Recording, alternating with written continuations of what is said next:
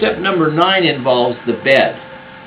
When it comes from the supplier, it's cut and routed, milled and drilled, and fitted with a steel rack and drilled for safety stops. When I finish the bed, I round the corners with a file and I chamfer all the edges so they aren't sharp.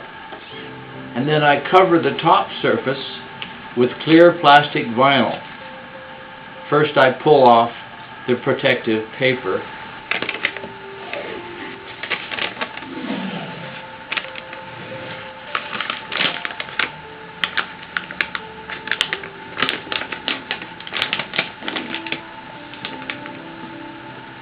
And then I apply the vinyl.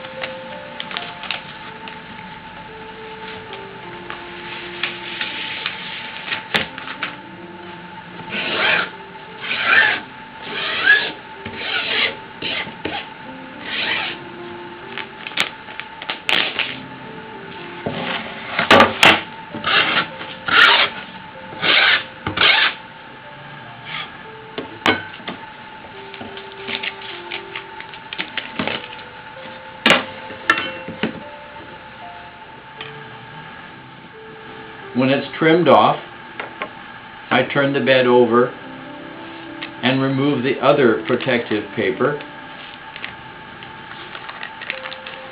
and insert the safety stops.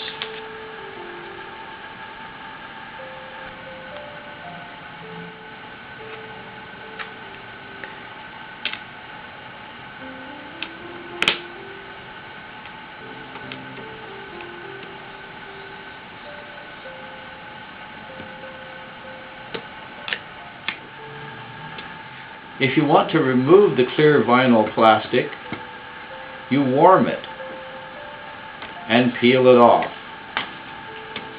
You can use a hand iron or a hair dryer.